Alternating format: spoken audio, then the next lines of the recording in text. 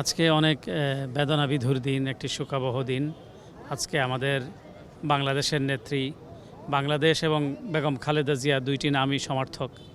আজকে তাকে আমরা চিরবিদায় দিলাম এবং তিনি মহান প্রভুর ডাকে সাড়া দিয়ে এই পৃথিবী ছেড়ে চলে গিয়েছেন। ইন্না লিল্লাহি ওয়া ইন্না ইলাইহি রাজিউন। আমরা তার বিদেহী আত্মার মাগফিরাত কামনা করি।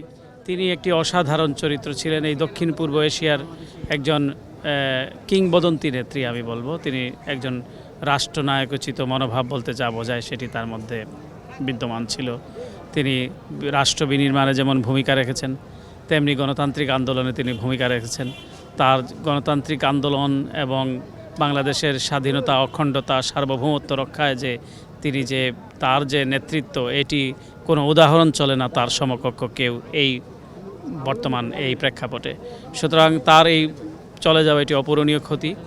আমরা আশা করব, প্রত্যাশা রাখব যে বেগম খালেদা জিয়ার নেতৃত্বে যে বৃহত্তম রাজনৈতিক দল, সর্ববৃহৎ রাজনৈতিক দল বাংলাদেশ জাতীয়তাবাদী দল, তার যে কমিটমেন্ট, তার যে ইন্টিগ্রিটি, তার যে ভ্যানিটি, তার যে এই সব কিছুই তারা ধরে রাখবেন এবং বেগম খালেদা জিয়া যেভাবে নেতৃত্ব দিয়ে এই দলটিকে আগলে রেখেছিলেন, আমরা বিশ্বাস করি তার সুযোগ্য সন্তান তারেক রহমানের নেতৃত্বে বাংলাদেশে এগিয়ে যাবে সমৃদ্ধির শিখরে।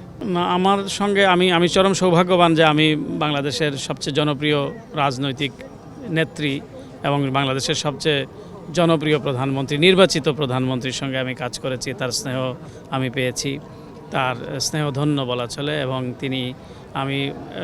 যদিও আমি অ্যাসিস্ট্যান্ট প্রেস সেক্রেটারি হিসেবে ওনার কাজ করেছি, তার পরবর্তীকালেও তার সবসময় তার সান্নিধ্য, তার আনুকূল্য, তার আশীর্বাদ আমি পেয়েছি। আমার অনেকগুলো স্মৃতি, আমার ব্যক্তিগত স্মৃতিও আছে। আমার সব অনেক গুরুত্বপূর্ণ ইভেন্টেও তিনি সামিল হয়েছিলেন।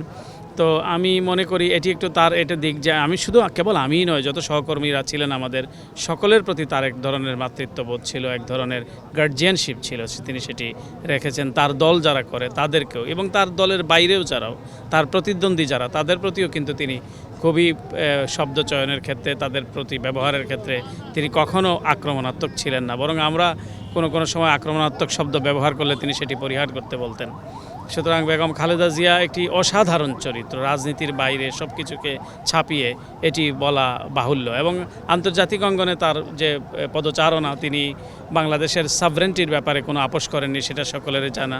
তেমনি বাংলাদেশের জাতীয় স্বার্থের ব্যাপারে তিনি বিন্দুমাত্র ছাড় দেননি। মানুষের স্বার্থ, মানুষের চিন্তা তার প্রবলভাবে তাকে কাজ করত এবং এ কারণে তিনি একটি নন্দিত বিশ্ব নেতৃত্বের পর্যায়ে তিনি পৌঁছে গিয়েছিলেন। আপনারা দেখবেন যে তার ইন্তেকালের পরবর্তীতে যেভাবে ওয়ার্ল্ড রিয়্যাক্ট করেছে, এটি কিন্তু পুরো ওয়ার্ল্ডই, বিশ্ব সব জায়গাতে একটা শোকের ছায়া নেমে এসছে। আমি যে একটু আগে যে ফ্লাইটটিতে এসেছি, আমাদের অন্য দুইটি দেশের সরকার, তাদের রাষ্ট্রের প্রতিনিধিরাও আমার পাশাপাশি বসে তারাও এসছেন, তারা এই ফিউনারেলে, এই জানাজায় অংশগ্রহণ করবার জন্য। এবং যারা আসতে পারেননি তারা শোক প্রকাশ করছেন।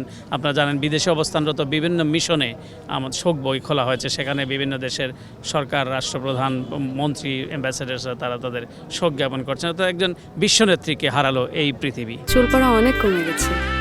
থ্যাংক ইউ মা। চুলের ভিটামিন জুই মাল্টিভিটামিন কোকোনাট অয়েল।